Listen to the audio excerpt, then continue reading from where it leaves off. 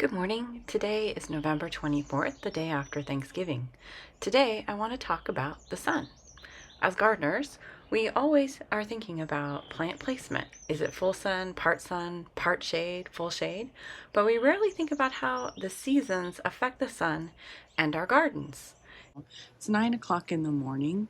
What happens, I'm looking east right now, is that because the sun follows the horizon line right past that house, we don't get a lot of sun here in the winter. The mornings and the late afternoons is when we generally get some sun, so most of my yard stays in the shadows or in the shade for a good portion of the day.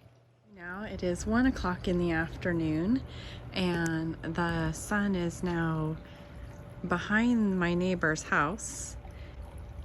So pretty much for the rest of the afternoon, this area is going to be in the shade.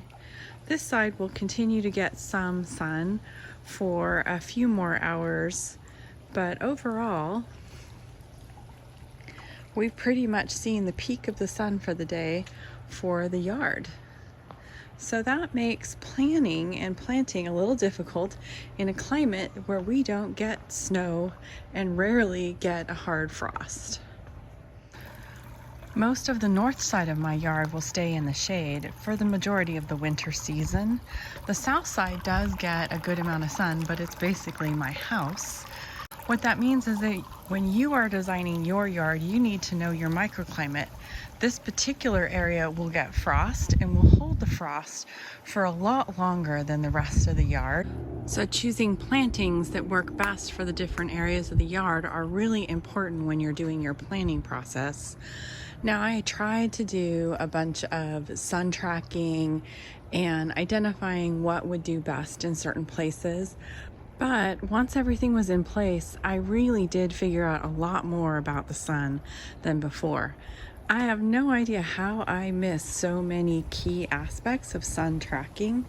I did all kinds of stuff. I created a plan. I tracked the sun during the day. I confirmed where it went, how many hours each area got. I wrote it down. I took pictures of every area, hour after hour, trying to track how much sun each spot was getting.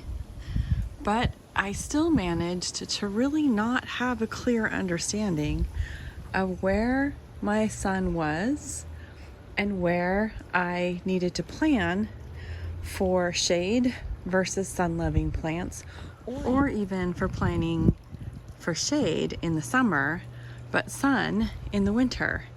We took out a pergola that used to be here without realizing how much protection it provided in the summers, and would have replaced it if we could have, but now the space doesn't allow for it.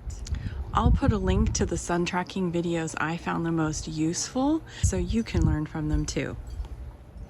Thank you for joining me for my garden journey, and see you in the next one.